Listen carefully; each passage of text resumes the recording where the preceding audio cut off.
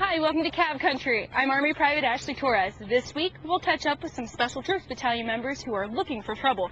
We'll also go into the night with some paratroopers who have some cleaning up to do. But first, here's a history lesson. The Silver Star was first awarded in 1932 after it replaced the Citation Star.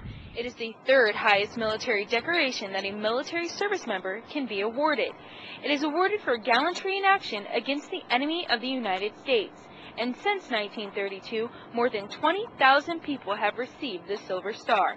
Among them, more than 200 have served during Operation Iraqi Freedom. The most recent recipient of the Silver Star is Major Jim Gant, an Iraqi National Police Training Team Chief with Multinational Division Baghdad. Specialist Jennifer Rook spent some time with Major Gant as he recounted his heroic story of bravery in the face of danger. I will always place the mission first. I will never accept defeat. I will never quit. I will never leave a fallen comrade. This is the warrior ethos and the words every soldier strives to live by. On December 11, 2006, Major Jim Gant and his men lived and fought by every word. They were in a convoy made up of Iraqi National Police and U.S. troops when they began taking small arms fire. So all vehicles in the area are engaging the enemy. Mac and I turned on a PKC position that was, literally lighting up our vehicle and lighting us up. Went into that palm grove and engaged the guys that were located there. Major Gant, alongside the National Police Battalion commander, led from the front. Their Humvee was the lead vehicle in the convoy and took the brunt of the battle. That IED absolutely positively had to go off on an up armor. If it didn't go off on an up armor, if it went off on one of my commando's trucks, it was going to kill or seriously wound everybody in it. And now we're tied to that location, which is not what I wanted to do. We got close enough to it that I told my gunner to drop. Told Doc, hey man, you got to drive at it. Colonel Doffer came across the radio and said that the rear of the patrol was again being engaged by a large force. At that point right there, it became very apparent to me that on that day, Al-Qaeda, their intent was to destroy that patrol. Over an hour later, these soldiers, both Iraqi and U.S., would still be battling side by side, not only for their own lives, but also for an Iraqi family. A civilian vehicle had attached itself to the patrol, ran over to the woman, and she was severely injured, both of her lower portions of her legs. So Colonel Doffer and Mac jumped out, and Colonel Doffer told her, "He is my brother. It's okay. Let him."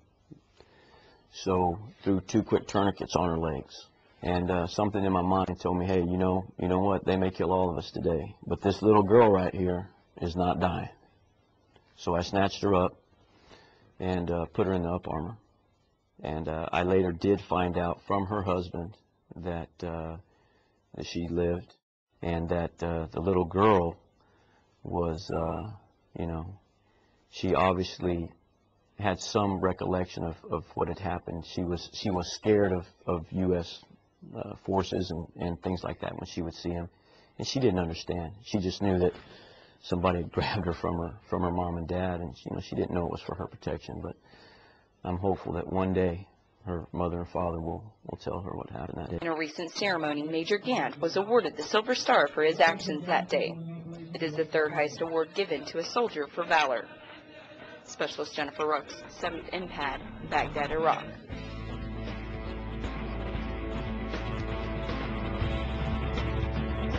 Coming up on Cav Country, we're going into the night, and we hit the road to look for some danger. Welcome to the Baghdad Update. I'm Sergeant Holly Jensen. 3rd Striker Brigade troops working with Iraqi security forces conducted clearing operations in the Rashid district.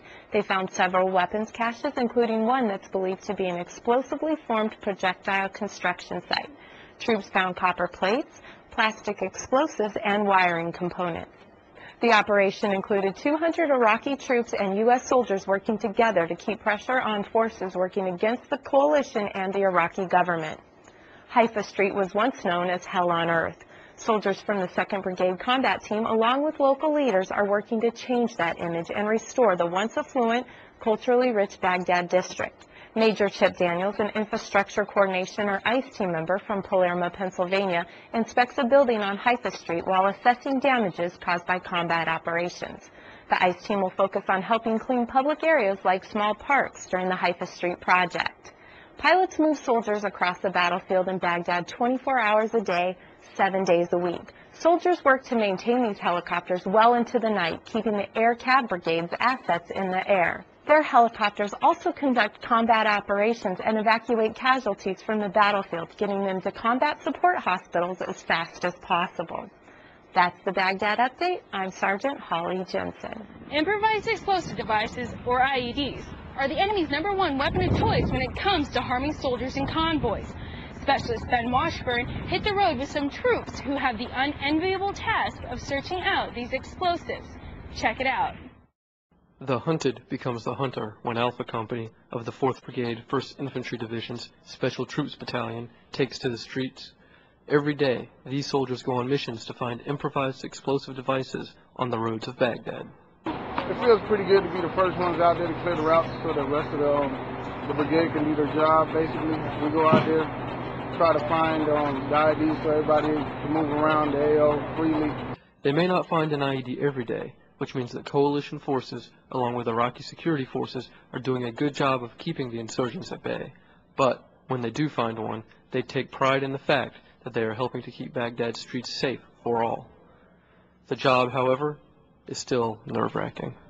Some areas are worse than others, so we go on intel, but yeah, you're always nervous when you go out there. The missions for Alpha Company are long and unpredictable.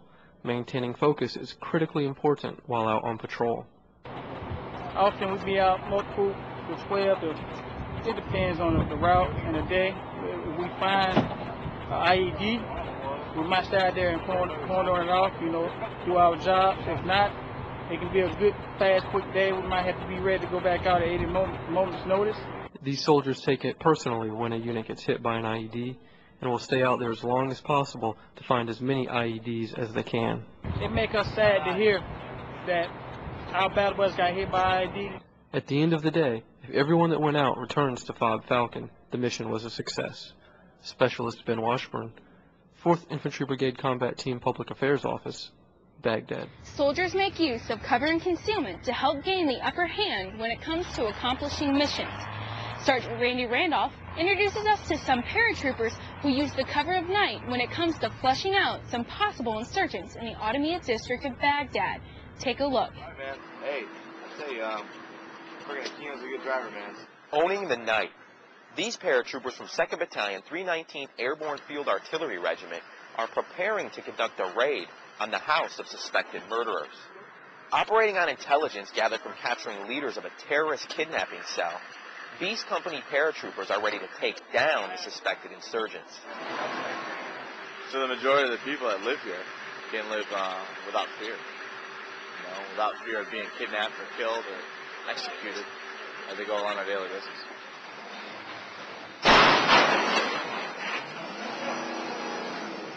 Striking hard and moving quickly, paratroopers from the 319th use the element of surprise to immediately neutralize the threat inside the house. My main focus is, 1, to go in and capture the bad guy, and 2, get all my guys back home safe. Tonight, the targets are suspected members of the notorious Jaish al-Mahdi, a Shiite militia group who uses terror and murder to control citizens of Baghdad. The house is painstakingly searched for weapons and information that might lead these paratroopers to other terrorists. Yeah, and you put all the pieces together, and all it is that's when the guys, the smart guys in the back, when we hand them off, they put all that piece together. They talk to them, get information from them, and they put all the little pieces together like a little jigsaw puzzle. Then from that puzzle, we make a big picture, and then we take down. Then we start taking the picture apart.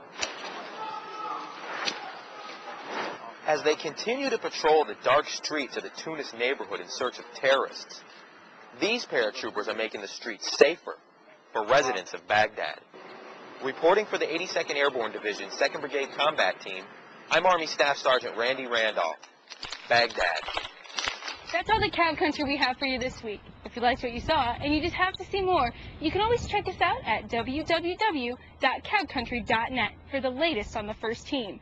Read the Daily Charge, our e-newsletter, or listen to the Army's #1 radio newscast, the Cav Roundup. I'm Army Private Ashleigh Torres. See you next time.